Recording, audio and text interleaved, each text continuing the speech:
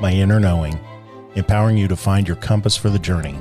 We are dedicated to supporting you to rediscover and trust your natural ability to navigate life each day by sharing insight and experience through the lens of two professional communicators and their guests. We intend to prompt internal inquiry that supports all those willing to explore a unique path.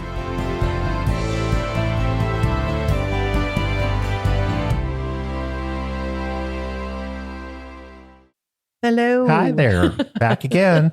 Yes. Oh, so we were just listening to True Part 1 so we could make sure that we covered the things we said we would cover in Part 2. So here we are. That true. So one of the things that you asked at the end of True Part 1 was, what do you do when someone gives you the true and your reaction is not healthy? Could be anger, avoidance, blaming. Like, what do you do when you're feeling overwhelmed Right. by the true? Is that what you think you were asking? It is. I don't know about not healthy. I mean, to me, our humanness comes out with an egoic response or whatever that might be. And then the next question, whether healthy or unhealthy, is what do you do with it at that point? Yeah, maybe a better word was not helpful. Well, we're all on this journey, right? And there have been many years where I was not healthy at all. Yeah. So it brought to mind, that whole process brought to mind a recent realization that I had about the true and this whole, it's so fascinating. The universe must have just said, well, we'll hand it right to you, Walker. Yes. Thank you. Yeah. I am grateful, but it doesn't make it easy. Well, as best as you're aware, when that opportunity came up, when someone reflected the true back to you. Yeah. How old do you think you felt emotionally? Not how old you were. No, I know. Okay. I'd say 18 or 19 because anger came up. I mean, I was hot. Yeah. I get hot heat in my body. My throat will get warm, when there's like a judgmental anger piece. And I think that at 18 or 19, I felt like I had to be that way to survive. Sure.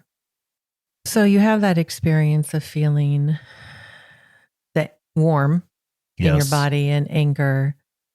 Did you defend yourself? I did. Absolutely. Absolutely. Yeah. Even though we had just talked about it. Yeah. Yes. Oh, we're so complex. We are. So complex. But the good part about it is within 24 hours, yeah, I have come far enough to have realized what had happened, my reaction. Right. And it didn't get out of hand, but it was dismissive. Sure. Yeah, I can see that.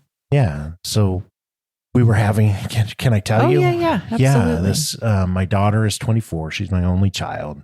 Just adore her. And there have been times when I haven't been the best parent. Yeah. And it hurts, to look at it, but even still. So we're together and having just a, nice conversation. And then I was getting judgmental about some other parent, and not just a little judgmental, like a lot of judgmental when you're really in your feels about it. Yes. And we both know that that's usually a sign that we've got what they call shadow, which is essentially we're judging ourselves because we've done something similar. Right. There's a lot more to it than that, I know. But in any event, I was being judgmental. My daughter's sensitive to that because I think when she was growing up, I did a lot of really good things. I'm going to own that. Yeah. She loves me and I did a lot of good things, but I did a lot of bad things as a parent, just with dictating the way things needed to be and really black and white about different things. And so pretty old school, I would say. But in any event, she cocks her head sideways when I was getting into it about another parent. And she said, well, I remember a time Yeah. That you did that. that you didn't, come help me. Yeah. Yeah. So she'd gotten in, I bought her a brand new car at 16, which was probably in retrospect, not the best idea as a parent, but it was a big deal. And it hadn't been very long since she had her license, and she was in town following a friend and rammed into the back of the friend's car, totaled the friend's car. Her car, amazingly, wasn't hurt very bad. She called me all upset, as you would think a 16-year-old would be. Right. We lived out in the country, and so it was probably, I can't remember, 25, 35-minute drive. She was all the way on the other side of the town that we were near. I just said, deal with it. What were you doing? Yeah. And what I figured was she was looking at her car stereo or her phone and not paying attention. Yeah.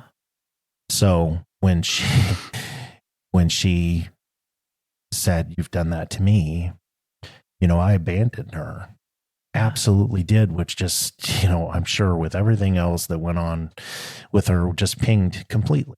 And I have all my own abandonment stuff. We talked about generational trauma, but in any event, I just said, you'll have to deal with it. Give your insurance card to the police, take pictures, and I'm not coming to get you.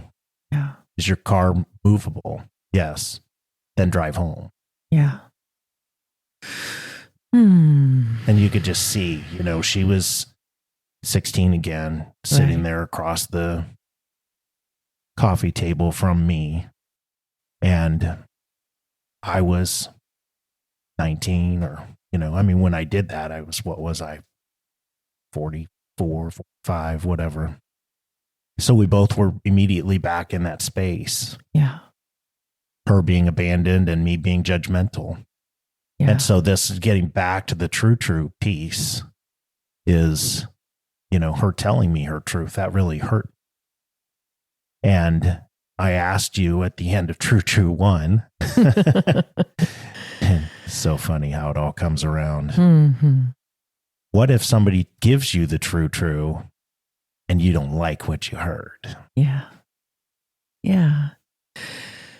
So you had that reaction in your body. You felt that. I did. I was angry all over again, like it had just happened. And she was, and this is where I was in space. It's not where I ended up within 24 hours, but I was just there again. Right. Knowing that what I did was the right thing. Right. It needed to be the right thing. Yeah. Right. So recognizing defensiveness, right? Defending yourself, right?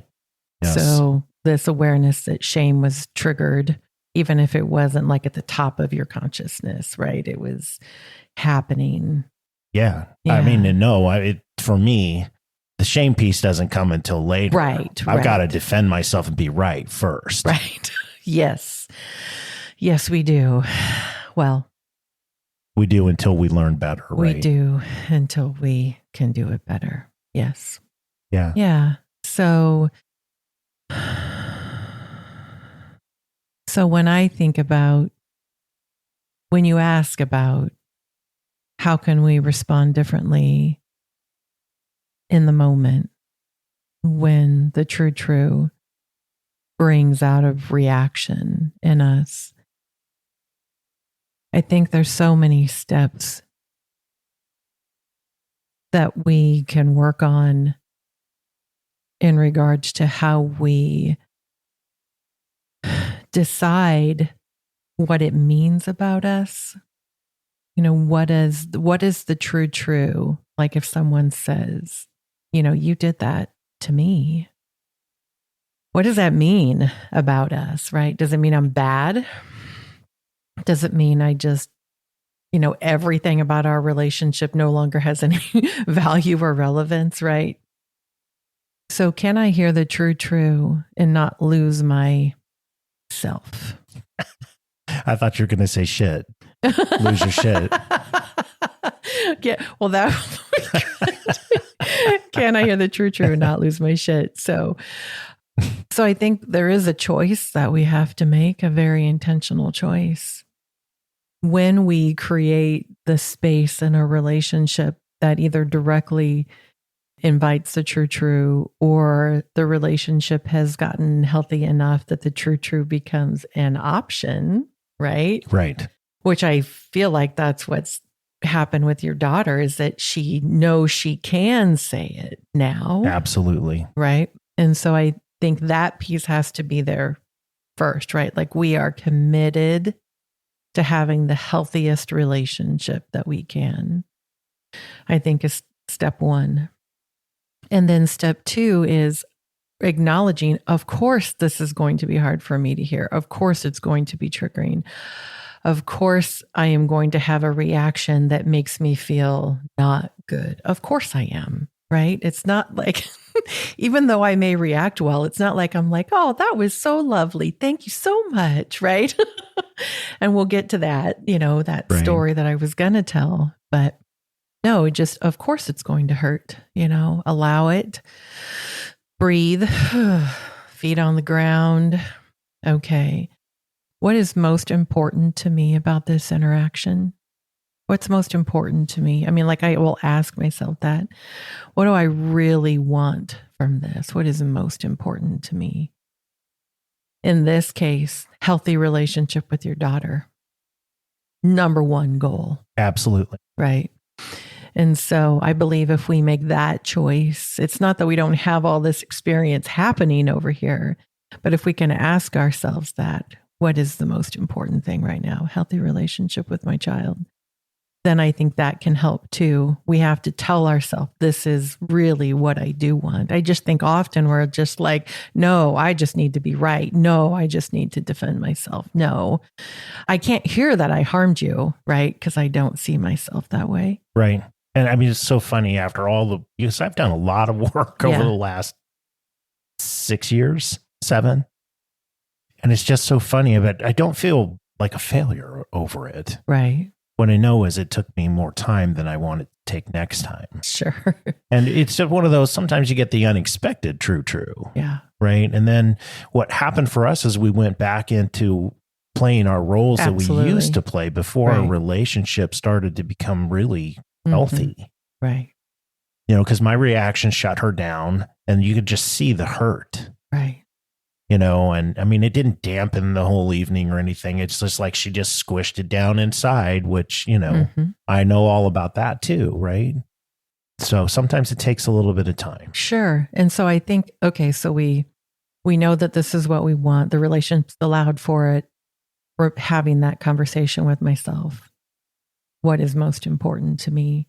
How do I take care of myself right now in this moment? Do I need to step out and say, wow, okay, I recognize that I am triggered. Right now, it's kind of like what you mentioned last time about the Gottman stuff, right? Because you can use that in any relationship. That doesn't just have to be your intimate partner. You can use that anytime. And so, step away, get an ice pack. For me, I'm always the sensory stuff, get back in your body, right? So take a break, ice pack, warm drink, barefoot walking in the grass, breathe, whatever it is that we need to do to get back in our body, because we're not in that moment. We are someplace else. So to me, those are the things that we can do. And then again, how much do I value the relationship? How much am I willing to step into this? I just think avoidance is often, where we go after we've had that kind of interaction, hoping that we don't really have to look at ourselves that closely. The mirror. Yeah, the mirror. So would you share with us, what was your process? Even though you were having that reaction, within 24 hours, you got to a place where you were able to have a conversation with her. Yes. And so as best as you can recall, what do you remember that 24-hour period being like, where you got to that place where you could say, whoa, babe, I'm so sorry. Yeah.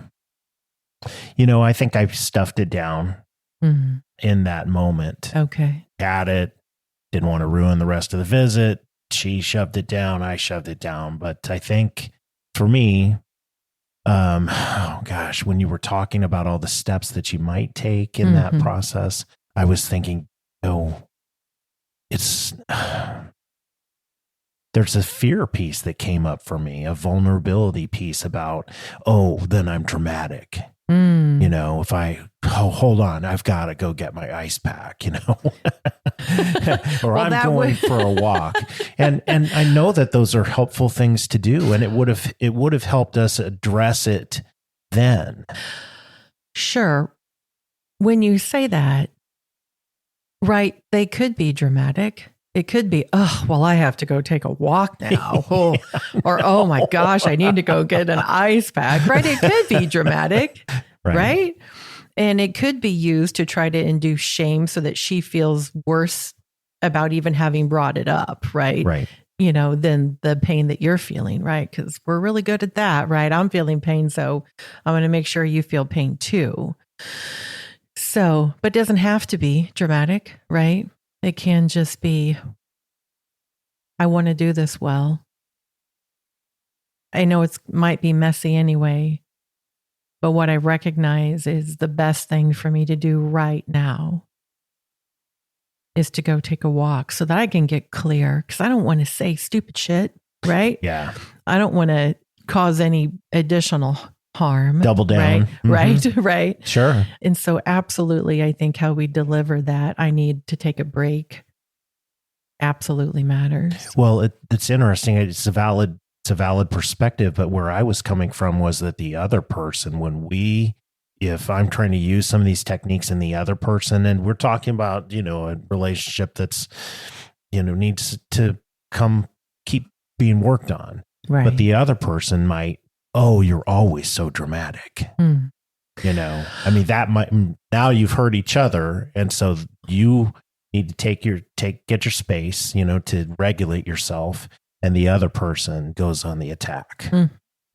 Sure. And I think that it would not be uncommon, especially at the beginning of trying to have this in your relationship. Absolutely. Right. I think the best that we could do in a situation like that would be, for me, this is what I visualize, is closing my eyes and saying, what do we both really want right now? What do we both really want right now? Right? Trying to get us recentered about, what it is that we want right now. We know where this goes if we keep going right now. It doesn't go good. It doesn't go anywhere that is helpful Mortal or Kombat. healthy. Right. And so what do we really want? And again, this is about people who are wanting this, right? Like wanting to change these patterns. Right. What do we really want? And I can ask myself that, what do I really want right now? I have done that many times in situations where I felt, dismissed by a professional in some regard, right? I think about that doctor visit, right? And I just kept saying, Teresa, what's most important to you? What's most important to you? What's most important to you? Whew, yeah, what's most important to you? Okay, you really want an answer here. So work through the shame, work through the anger, work through the blame, work through the dismissiveness, work through all of that to get to, what do I really want? Yeah, if we set, if one of your life goals is, I want the best relationship I can have with my partner and my children and my family members. Yes. And you can broaden it out from there as you grow. But if you recognize that as one of your primary purposes for being on this planet in this existence, then I think it would be help. That perspective change, it would be a big help. Yeah. So going back to that process for you, again, you're in your process. We haven't gotten quite to when you had the conversation with her the next day. Right. So sharing a little bit more for you, what was happening? I was convinced I was right. Okay. And that I did the right thing as a parent. Mm-hmm. She needs to be taught to be responsible and to have a brand new vehicle and not be responsible enough to, in slower traffic, keep your eyes off the phone or the radio. She needs to learn this lesson. So she has to take responsibility. And I was all back in that. Mhm. I was so right. Yeah. And we've learned a lot through the different certifications and courses we've taken. And one of those that comes to mind is the difference between impact and intent. Sure. When those eyes came up, and she was right back there in that abandonment piece, Right. I love her. Mm-hmm. And seeing that, Yeah. being right is irrelevant. Mm. And I wasn't right anyway, is what I recognized later. And it took, for me, I probably should have used some of the techniques that you're talking about. And I know about that. But number one, if I'm thinking about impact versus intent, I could have apologized right then and there. I'm so sorry that I hurt you and made you feel abandoned. Yeah. Yeah. And what happened for me that day, that evening, we went about the rest of the evening. It was a pleasant evening. How families sweep things under the rug. That would be my experience. Yeah. And it took getting in bed and settling down. I use that time to, sort of meditate before I go to sleep. And I try to express gratitude, those sorts of things. And I think I started to soften. Right. And it wasn't holding it, but I knew in the moment that I was right again. And, as I was sitting there when the whole thing was going on, but later in bed, I'm like, that's not, leaving her to fend for herself was not in her best interest, and nor was it in mine. Well, what I think is often as a parent, what we do is we think that our child knows what the lesson is that we think we're teaching them when they're actually learning a different lesson. Right? Sure. Whatever they make up in their mind, my parents trying to teach me, right? Yeah. I mean, my dad's such a jerk could be one. And I don't know what her experience, all of it was because she didn't express everything that she felt. For sure. I didn't do it right. Yeah. Yeah. Yeah. Something. And my dad's not gonna come help if I need help. Right. Right. Whatever. If that thought had run through my head. Right. Me now going back into that space, I would in the car on the way. Yeah. Right. But the good part of the story is, we're back at the airport for our relatively new boyfriend. I mean, they've been dating a year and a half, something like that. And so they're both sitting there at the airport and their flight got delayed. So we wound up running into each other at the airport. And I was able to set aside ego piece, and felt like it didn't need to be private and I could be vulnerable in front of him, etc. And so I just said, I'd like to visit with you about the conversation that we had last night. Yeah. And shared with her that I thought as a parent that was the right thing to do, but it didn't matter. That leaving her to fend for herself at 16 and the abandonment that she, felt as a result of that, I was so sorry that I harmed you. Yeah. And I asked her to forgive me. I didn't force it. And she was lovely. Yeah. And when you can get yourself to that space, we talked about the strengthening or the rebuilding of relationship. And she and I have been rebuilding for years. Yes. But it's to the point where we can tell each other things and we may have to go back to that original space, but it feels like we come back together more and more often. Yeah. And she was just herself. Gracious. Yeah. Yeah. Loving. But I could tell, it meant a lot to her for me to acknowledge that I had harmed her. Yeah. Yeah. So thinking about when we step into this space of changing our parenting style with our children, that process in and of itself is messy, because they're, regardless, expecting us to act a particular way. And that expectation, when we start changing it, can be confusing, to our children. Maybe they're not sure exactly, what to do with that change, even if it feels good. It can just the difference. So I think about when, the other thing that we talked about in part 1 was that story with my son. Yes. So it's your turn. Yeah, we would make sure we cover that too. So absolutely.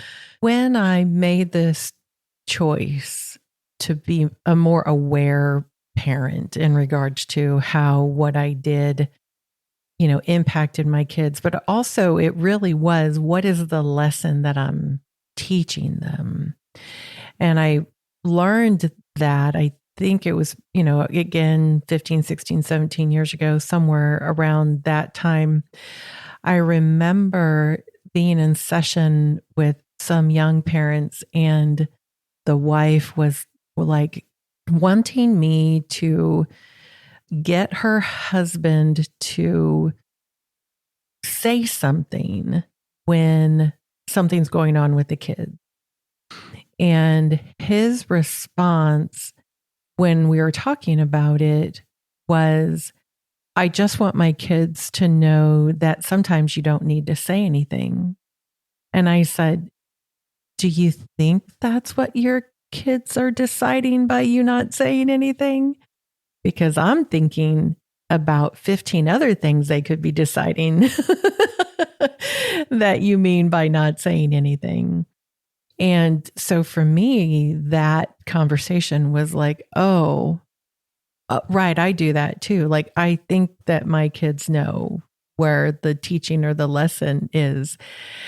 They don't have a clue, right? They're just taking it from whatever, they've made up in their head.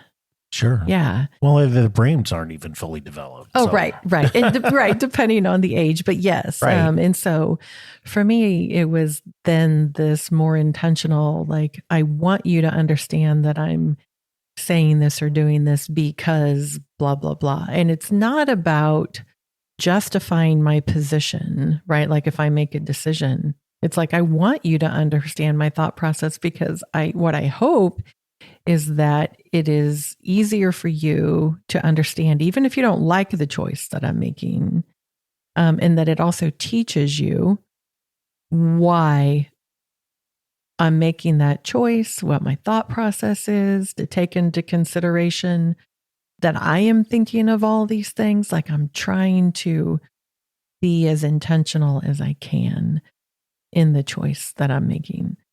So before I did that so well, the thing that my child said to me that day, when the last time I said to them, when you're an adult, there will be something that I have said, done, or haven't said that's harmed you.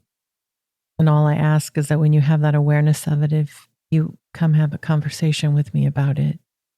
So one of my kids said, there is something. And I did have that reaction, like, I don't know that I want to hear what he has to say, right? Even though I've set this, intention with my kids. So the whole audience is there? Oh, the whole audience, all 4 kids, okay. Right? So it's just the 5 of us. We're hanging out. I don't remember why. We were just all there. And I said, what was it, babe? And he said, I don't know that I will ever be able to forgive you when you told me that my online friends weren't my real friends. Oh, and that was so hard. I mean, and I said, I am so sorry. I said, Chris, what I know now is that I was just saying what I thought I was supposed to be saying. It's what people were talking about. It's what we were being told. and what I believed to be true without being curious, without having a conversation. And what I want you to know is that I don't believe that to be true. At some point, probably not all that long after that conversation, I started paying more attention, to the conversations you did have with your friends. And what I would say is that I recognize as that you found your people and they're lovely. And all these years later, the fact that you guys fly and see each other every year and, go to each other's weddings and hold each other accountable in regards to the improvements you're trying to make in your life, whether that's physical health or education or work or relationships. I wish people had friends as good as friends as you have that you met online 12, 13, 14 years ago. And I said, and the reality is you wouldn't know this, babe, but I use your story in therapy with parents who are struggling with their kids' friends being online. And I'll say sometimes they're not healthy. And sometimes they are the best friends you could have. And so that was a conversation that we had never had. I had made that statement, I had made that judgment, and then I had all of this learning and an awareness, and then never shared it with him. And that, in and of itself made me sad that he had carried that for so long, thinking that I didn't, believe that they were his true friends when I did. And I just was always so amazed how much they supported each other and still support each other. Yeah. So I think about, for my older kids, that change in me came a little later in their life, whereas my younger kids, they had more of that exposure to the true because of, where I learned it in regards to their ages. And so I think about this situation with one of my kids a few years ago, where, just to be clear, when I, as a parent, struggle with something that one of my children is doing, I go into observer mode. I am aware of what's going on for them right now, right? Are they sick? Are they tired? Are they frustrated? Are they not feeling good about themselves? Are they disappointed? I'm really trying to take into consideration what might be influencing, this choice. And so I always think about it for a day or two, probably 2 days mostly, before I say something to my kids, because I really want to be clear about what it is that I want to say and what I think is going on for them, so that I can be, not judgmental. I can be curious. And so what was so interesting is that's what one of my kids did to me. So I had an interaction with him where he ultimately felt disrespected by me. And so we're about, I don't know, maybe a week out from his birthday. And I said, hey, what do you want for your, dinner and dessert? And he thought about it and told me very specifically what he wanted. And he was at that time very much working on his fitness and trying to create, food structure for himself, being an athlete. And he said, I want this for dinner and I don't want dessert. And I was like, you don't want dessert? And he's like, nope, I don't want dessert. And I'm like, oh, okay. And then I think it was the day of the gathering, one of my other sons wanted to know if he could bring anything. He was coming over and I said, no, I don't think so. I think we're good. And he said, what are we having? And I said, blah, blah, blah. What are we having for dessert? We're not having dessert. He was like, what? What do you mean we're not having dessert? And I said, he doesn't want dessert. And he was like, oh, and I said, fine, just, pick up a cookie cake at something at the store and bring it. And he said, okay. So we have the party, really nice time. We enjoyed being around each other. And 2 days later, my son, whose birthday we were celebrating, said, I'd like to talk to you about something. And I was like, okay. And he said, if you make the effort to ask me what it is that I want, and then you do what you want anyway, I don't feel respected by you. And I don't feel like what I have to say matters. And I was like, oh, I mean, it just hit me, like in the gut, because again, I wasn't seeing it that way. My intent, right? Versus the impact. And I said, you know what? It is so easy for me to see that decision I made, about the dessert was all about me. I completely disregarded, what you wanted, what you had requested. And I decided that what I wanted was more important than what you wanted. I wanted dessert. So it didn't matter that you didn't want it there. What I wanted became more important. Right. And that was a huge lesson for me. And he, at the time, he's 17 or 18. Yeah. We're not talking about a 6-year-old. No. Or a 32-year-old, right? No, he was, and I appreciated so much his, because he was having the experience, right? Like in the party, right? He knew. Sure. But for him to spend that time getting clear, what is it that I want to say? What is it that I'm feeling? What do I want my experience with, my parent to be? And it doesn't mean, that I continue to do it right? But it was learning for me.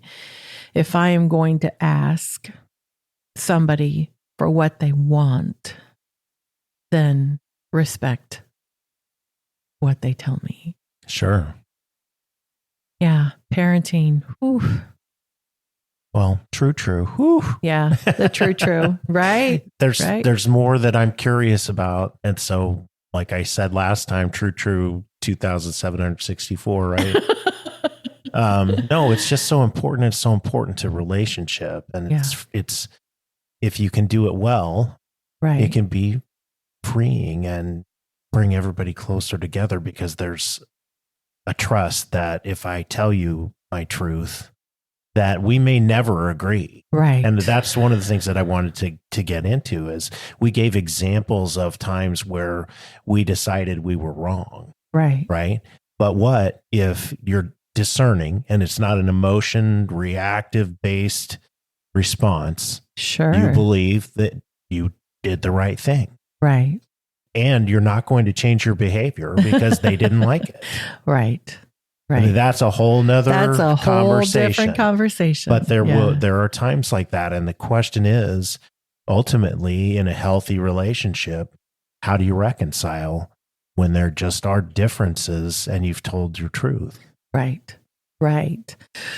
Okay. Ooh. Yeah. Get ready for that I one. know. Well, thank you for the sharing today, babe. Yes. Yeah. Thank Always. you too. Yeah. It's good lessons. I love you. I love you too.